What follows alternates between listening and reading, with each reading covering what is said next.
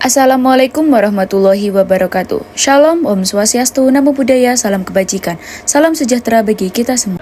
Terima kasih kepada Ibu Sukma selaku dosen pengampu teori kepribadian dan rekan-rekan semua yang hadir mendengarkan sekilas materi yang akan kami sampaikan.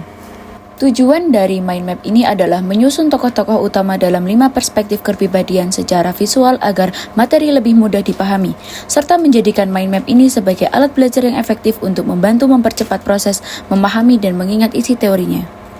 Sebelumnya, izinkan kelompok kami untuk memperkenalkan anggota-anggota kelompok kami. Yang pertama, Nisfatul Radiah, Eki Meka Nuraida, Jihan Rasya Salsabila, Rahma Briana Jasmine.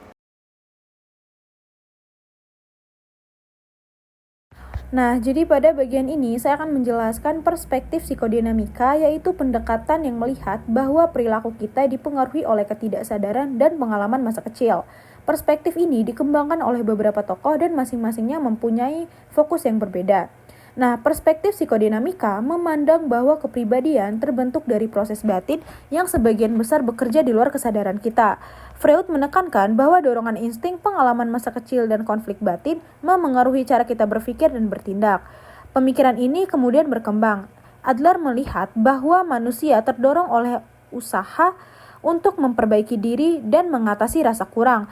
Jung menambahkan bahwa selain pengalaman pribadi, kita juga dipengaruhi oleh pola-pola universal yang ada di dalam ketidaksadaran kolektif. Harney menyoroti pentingnya hubungan awal dan rasa aman, karena kecemasan dari masa kecil dapat membentuk cara seseorang menghadapi dunia sosial. Erikson memperluas pandangan ini dengan menunjukkan bahwa perkembangan kepribadian berlangsung seumur hidup dan setiap tahap memiliki tugas psikologis tertentu. Nah, Fromm menekankan bahwa manusia tidak hanya digerakkan oleh dorongan batin, tetapi juga oleh kebutuhan akan kebebasan, cinta, dan makna hidup. Secara keseluruhan, perspektif psikodinamika membantu menjelaskan bahwa kepribadian adalah hasil perpaduan antara dorongan dalam diri, pengalaman masa kecil, hubungan sosial, dan perkembangan sepanjang hidup. Selanjutnya kita akan membahas pendekatan humanistik eksistensial.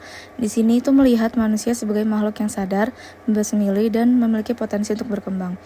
Asumsi utamanya adalah bahwa manusia pada dasarnya baik dan bisa bertanggung jawab atas hidupnya sendiri. Jadi kita tuh bukan hasil dari lingkungan, tetapi memiliki ruang untuk menentukan arah hidup. Lalu konsep kuncinya itu ada di potensi manusia, kebebasan memilih, dan pencarian makna hidup.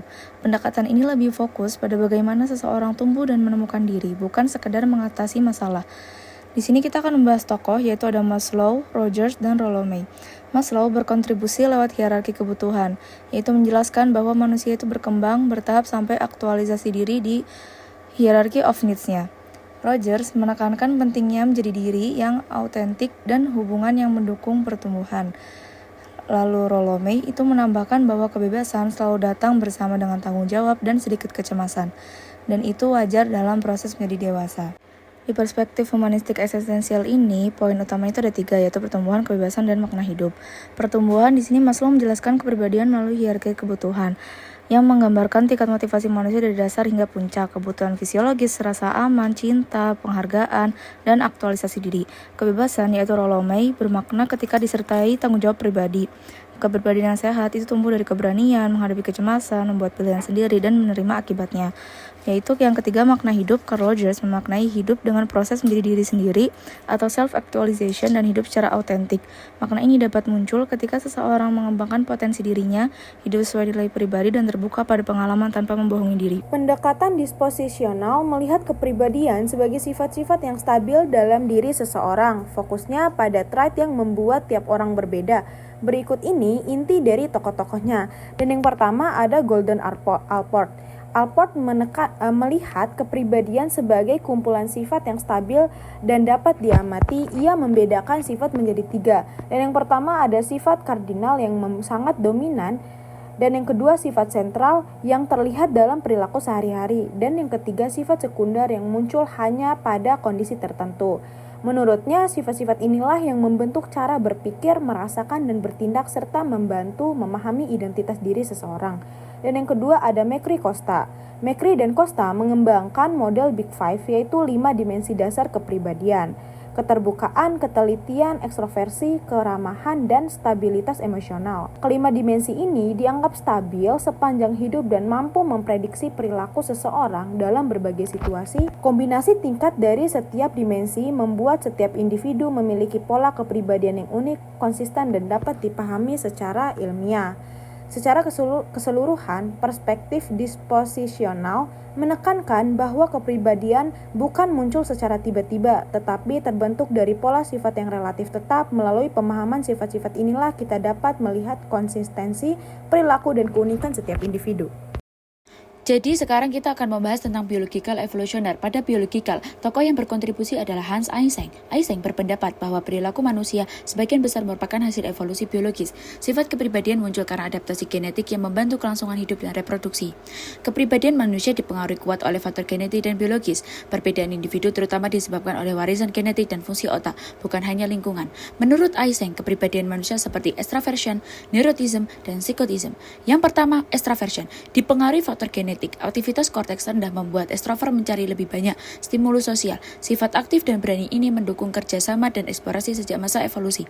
Kemudian neuroticism memiliki dasar genetik sistem limbik, sangat reaktif sehingga mudah cemas dan sensitif terhadap stres. Respon cepat ini dulu membantu leluhur mendeteksi dan menghindari ancaman. Terakhir, psikotism dipengaruhi gen impulsivitas atau agresivitas terkait ketidakseimbangan dopamin dan serotonin. Evolusioner mendukung keberanian dan perilaku berisiko saat diperlukan. Eysenck yang menghubungkan kepribadian dengan aktivitas sistem saraf. Hubungan antara perspektif biologis dan evolusioner sangat erat.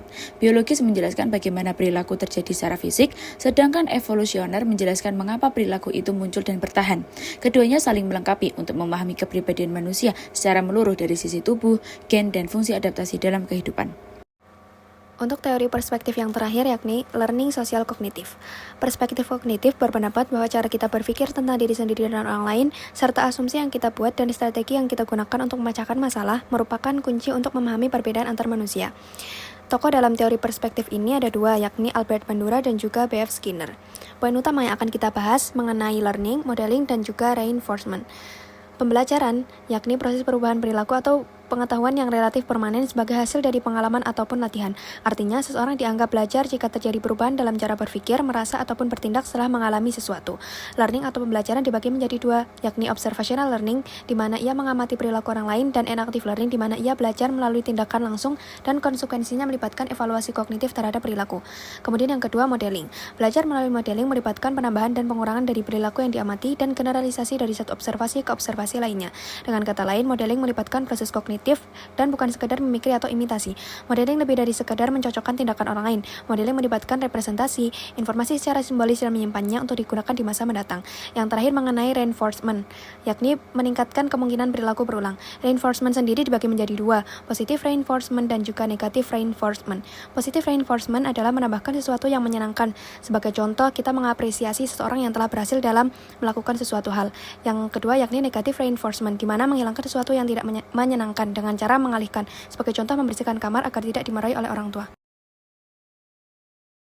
Pada bagian ini kita akan membahas integrasi dan perbandingan antar perspektif. Yang pertama yaitu psikodinamik dan humanistik eksistensi. Psikodinamik percaya bahwa kepribadian itu banyak dipengaruhi ketidaksadaran dan pengalaman masa lalu, sementara humanistik eksistensi lebih fokus pada kesadaran manusia, pilihan hidup, dan pencarian makna. Lanjut yaitu humanistik eksistensi dan disposisional. Humanistik melihat manusia secara menyeluruh dan dinamis, sedangkan disposisional fokus pada sifat yang stabil dan bisa diukur. Berikutnya ada disposisional dan biological evolutioner.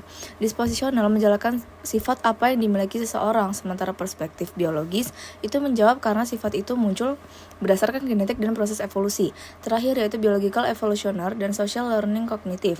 Biologis itu menekankan nature atau bawaan lahir, sedangkan perspektif social kognitif menekankan nurture, yaitu apa yang dipelajari dan bagaimana seseorang memproses informasi. Kesimpulan pada materi kali ini mengenai 5 perspektif teori kepribadian, mulai dari psikodinamik, disposisional, biological evolutionary, humanistic eksistensial, dan juga learning sosial kognitif, menganggap bahwasannya kepribadian manusia adalah hasil interaksi antara faktor biologis, dinamika batin, pengalaman hidup, pola sifat bawaan, dan pemaknaan individu terhadap dunia. Dengan demikian, setiap pendekatan menjadi satu cabang yang menyatu pada pusat pemahaman, yakni understanding human personality, yaitu memahami betapa kompleks dan berapisnya kepribadian setiap manusia. Sekian dari kelompok kami, terima kasih. Wassalamualaikum warahmatullahi wabarakatuh.